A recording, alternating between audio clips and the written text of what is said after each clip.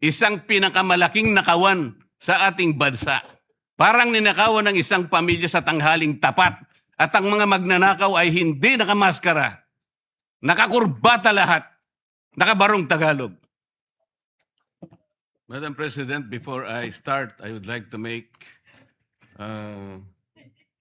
I'd like to be sure if our colleague, Senator Lito Lapid, will also stand to second the motion. Oh, I mentioned that all the members of the minority. I failed to mention Senator Lito Lapid.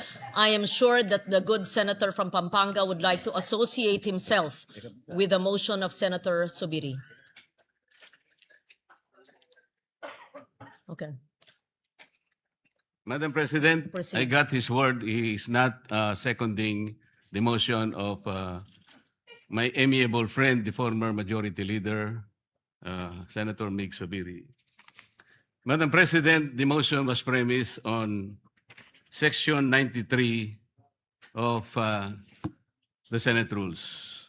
May I read this again, Madam President?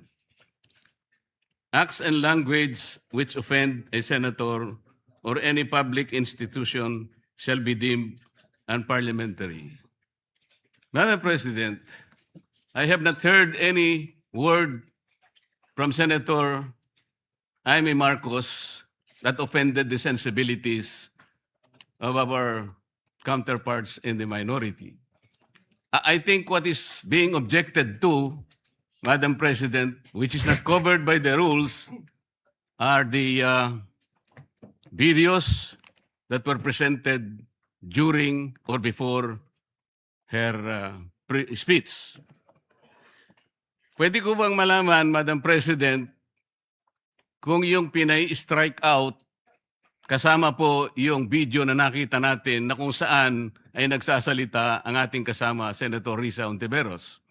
Kasi po sinabi niya, while BP Sara is in power, the threat of a full-blown Duterte comeback is still a very real and present danger. Sa akin po, walang problema yun. Opinion niya yun eh. And we have to respect that opinion. Yan po ba'y pinaalis natin? Gusto ko lang pong malaman, isa-isahin natin. Pangalawa po, nakita ko rin po yung sarili ko. Kasi po, ako'y naanyayahan sa isang television program, tinanong lang po ako, totoo po bang merong connection yung coup? Kasi po, ang tawag coup eh. Hindi naman po coup, yung karaniwang nangyayari po sa buhay ng Senado yun eh. Palitan talaga yan. Maraming beses na po yan. Ang sabi ko po, kasi kinukonekta daw nila sa impeachment. Sabi ko, hindi po siguro. Sabi ko, dahil sa ngayon, 12 kami. Hindi man kinakailangan naming mag-coup para lamang i-prostrate natin yung impeachment. Palagay ko po, hindi. Yung po bang opinion ko na yun, tatanggalin? Gusto ko lang pong malaman. Kasi po, meron pa po nga sinabi, Jaime, sinungaling. Meron din po nagsabi gano'n eh. Ang ibig ko po sabihin, Madam President, ngayon po nakita natin the vibrancy of democracy in this chamber. Isa-isa po silang nagsalita lahat.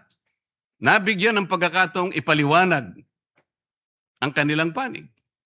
Hindi po ba maganda ngayon na nakita ng taong bayan, nagamit nga lang po yung kanyang presentation. Pero naging daan para mapakinggan ng buong mamamayan.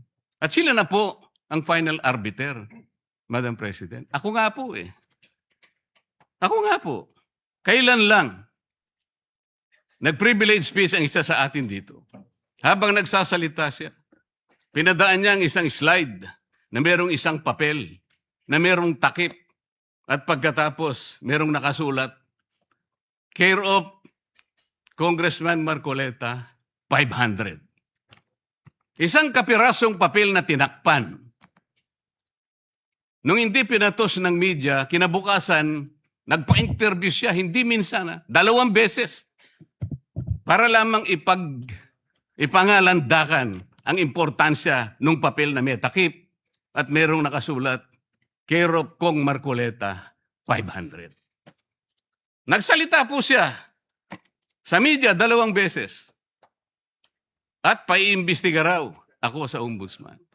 Dahil po ba sa media nangyari yon? at hindi dito? May diferensya po ba? Wala. Walang diferensya yun. Pareho lang yun. Napakasensitibo natin sa ibang banda. Pero hindi natin nakikita ang ginagawa natin. On the other hand. Bakit po hindi nasasagot hanggang ngayon yung tanong ni Senador Risa? Bakit po tayo nagkaganito ngayon, Madam President? Kasi po, napigilan lang akong magtanong. Ngayon ko na po tatanong. Alam po ba ninyo kung bakit tayo nagkaganito, Madam President? Kasi po matagal ko nang sinasabi, 9 na buwan na po ang nakararaan, ngunit ayaw nating ituloy ang pag-iimbestiga sa flood control scandal. Isang pinakamalaking nakawan sa ating bansa. Parang ninakawan ng isang pamilya sa tanghaling tapat at ang mga magnanakaw ay hindi nakamaskara. Nakakurbata lahat. Nakabarong Tagalog. Paano hindi masisira ang kumpiyansa ng mamamayan kapag tinalikuran natin ang ganong pananagutan? Ano pong sinabi pa sa akin? Imbes na sagutin nila yung privilege speech ko noon, na sa pamimilit ko na, eto pong tungkulin natin eh. Naging PNP chief kayo. Ako po'y humanga sa inyo noon. Hindi ko na ikukwento yung lahat ng ito. Bakit ngayon? Bakit hindi natin gawin lahat yon? Alang-alang sa interes ng bayan. Kaya po tayo sumadsad ngayon dahil yung pananagutan na yun, pinipilit po nating pigilin. Ang dami po nating pinagtatakpan. Tumayo siya, imbes na sagutin niya ang aking sinasabi. Ano po sinabi niya? Kung ano-ano po sinabi, nagpalabas din po siya ng napakaraming video na kinakampihan ko si Diskaya, nag-bla-bla-bla, na ang asawa ko raw ay independent na ganito. Lahat po. Pati yung tayo ko sa Congress noon, na sinasansala ko yung mga kasama ko because ngayon ko lang nakita ang Vice President, nagpipresent siya ng budget for 2025. Inaaglahi siya sa budget 2022 and 2023. Yung mga ganun po. Bakit po ngayon biglang nagbago ang kulay natin? Bakit po ganyan tayo ngayon? Bakit po napakababa? Siguro po, kung may pagkakataon tayo, maring bukas o kang makalawa, makikita po ninyo yung complete video yung nangyari nung Lunes, May 11, 2026. Kung paano, alas 7 pa lang ng umaga, nandito na yung tropa ng NBI na nakipag-coordinate sa opisina ng OSAA. Sapagkat balak pala nilang hulihin ang isang senador. Hindi po ba? Nagkaroon na po ng admission. Tinanong ko pa nga yung ating former SP kung nakita niya yung warrant of arrest. Pinakita ba sa'yo? Sabi naman niya, hindi. Naniwala po ako ron. Ngunit bakit sinabi niya, o mag-coordinate kayo sa USAA? Alam po ba niyo, Madam President, kung ako po ang Senate President, kaya ko lang naman ginagawang halimbawa ito, Madam President, dahil hindi naman po ako magiging Senate President. Kung ako lang, hindi ko papayagan yon, Madam President. Bakit po? Respeto na lang sa premises ng institusyon na ito. Oh, gawin niyo ang gusto niyong gawin. Huwag dito. Nakikiusap ako, utang na loob. Huwag dito. I will do that. Pero ano po nangyari? And the rest is history. Hinabol po ng hinabol, kamuntik na pong nahulog sa hagdanan ng Senator Bato. Ganun po ba ang pagtrato sa isang senador? Sinasagot ko po yung tanong, bakit po tayo nagkaganito? Isipin po ninyo, bakit hindi kayo magsimula doon? Meron po bang isa sa mga minority counterparts natin ngayon, Madam President? Meron po bang isa na sumama sa akin nung ako'y nagsasalita na parang si John the Baptist, ako na lang ang isang nagsasalita. Ituloy natin ang investigasyon. Meron po ba silang lakas ng loob na samahan ako? Madam President?